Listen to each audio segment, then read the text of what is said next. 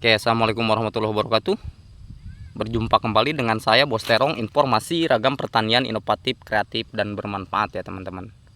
Kali ini saya akan mereview tanaman terong Mustang F1 usia 35 ditambah 1 minggu ya teman-teman. Berarti 42 hari setelah tanam ya teman-teman. Sebagaimana yang teman-teman simak, ini sudah mulai masuk ke fase generatif atau fase pembuahan. Ya, ini untuk buah pertamanya seperti ini. Karena memang sudah saya jelaskan pada video sebelumnya, untuk jenis Mustang F1 ketika usia 55 hari setelah tanam itu akan kita mulai melakukan panen pertama ya teman-teman. Dikarenakan karena memang usia tanaman Mustang F1 ini terbilang sangat genjah, sehingga untuk populasi tanaman yang kita miliki akan cenderung lebih cepat kita melakukan pemanenan ya teman-teman.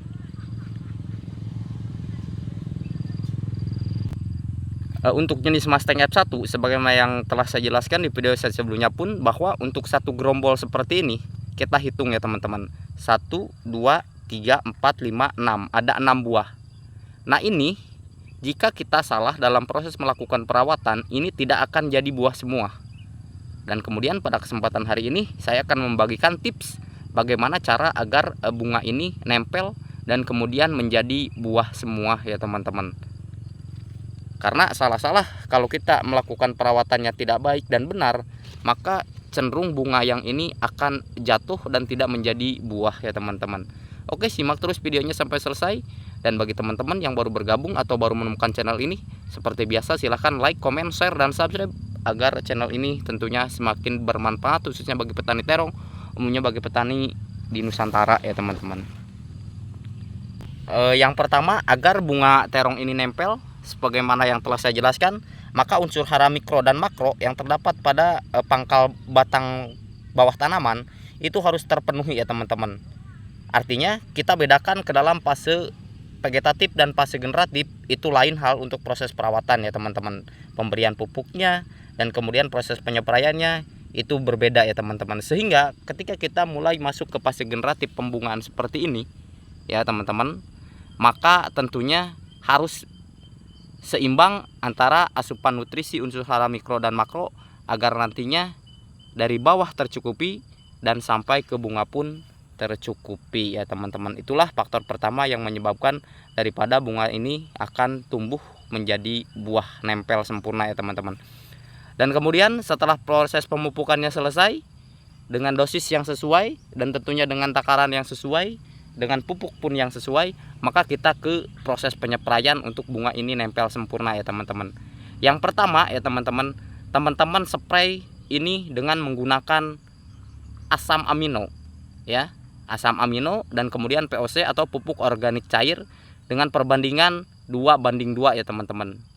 2:2 agar nantinya ketika semuanya ini masuk ke fase generatif seperti ini kan bunganya sudah mulai banyak ya teman-teman. Ini kanan kiri sudah mulai banyak dengan proses metode penanaman yang saya lakukan pada kesempatan perkebunan hari ini adalah metode jarak 1,80 meter untuk jarak antar tanaman ya teman-teman. Dari tanaman yang kiri ke yang kanan itu adalah 1,80 meter. Dengan jarak lubang tanam antara tanaman yang satu ke tanaman yang lain ini adalah saya menggunakan hanya 40 cm saja. Dan untuk proses penanaman saya satu lubang menggunakan 2 buah bibit ya teman-teman. Satu pangkal utama ya teman-teman. Jadi 2 buah. Sehingga untuk populasi yang di sini adalah jumlahnya 15.000 populasi ya teman-teman. 15.000 pohon yang saya tanam di sini. Sebagaimana teman-teman simak ya. Bisa disimak di video sebelumnya untuk proses pemupukan dasar dan untuk proses penyepraian usia 1-35 hari ya teman-teman. Dan kemudian setelah itu ya teman-teman, untuk proses penanganan terhadap ulat ya teman-teman, karena cenderung kalau salah dalam proses penyepraiannya berarti tadi kita menggunakan asam amino, kemudian pupuk organik cair, dan kemudian pemupukan dasar yang sudah seimbang dengan sistem yang saya lakukan 21 kocor tugal dengan menggunakan NPK 16 ya teman-teman. Dan kemudian untuk pengendalian hama ulatnya bisa teman-teman menggunakan Fripaton ya teman-teman, agar nanti ini tidak diserang oleh hama ulat. Itu saja pokok utama di fase generatif atau pembuahan terong di usia 42 hari setelah tanam atau masuk ke fase generatif ya teman-teman, fase pembuahan.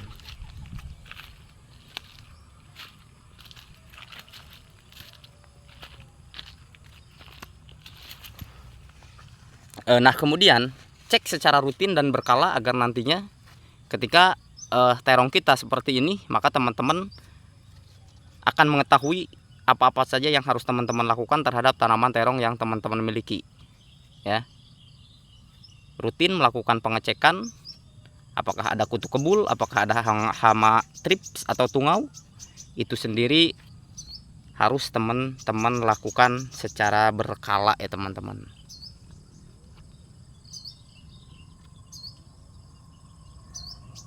Karena teman-teman sendirilah yang mengetahui kondisi daripada tanaman-tanaman yang teman-teman miliki ya teman-teman.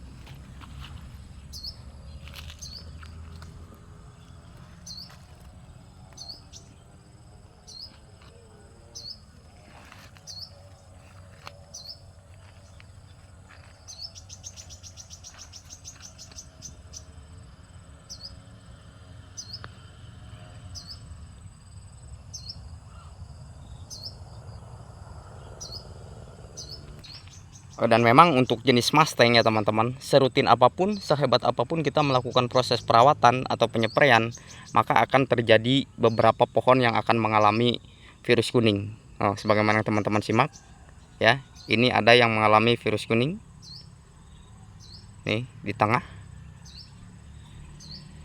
Itu tidak masalah ya teman-teman. Kalau teman-teman ingin menanggulangi virus kuning yang sudah nempel seperti itu, terjadi seperti itu, jangan dicabut, karena nanti kalau sudah dicabut itu akan menular. Sebaiknya dipotong saja ya teman-teman, atau dibiarkan pun tidak apa-apa, karena itu tidak akan menular ke teman-temannya kalau dibiarkan. Tapi kalau mau dicabut, saran saya jangan, dipotong saja kemudian dibuang. Karena sebagaimana yang saya jelaskan di video sebelumnya, bahwa virus kuning itu memang virus menyerang, terjangkit kepada tanaman di sebelahnya, tetapi yang lebih saya tekankan adalah virus itu terjadi ketika di masa pembijian dari terong di penurunan biji ya teman-teman. Sehingga kalau kita membuat benih turunan dari terong Mustang tersebut dari pohon yang tidak terkena virus kuning, maka itu tidak akan menurun ke tanaman berikutnya ya teman-teman. Oke, terima kasih telah menyimak video saya dalam proses review tanaman terong usia 42 hari setelah tanam. Semoga bermanfaat, kurang lebihnya mohon maaf. Apabila ada pertanyaan silahkan di kolom komentar. Wassalamualaikum warahmatullahi taala wabarakatuh.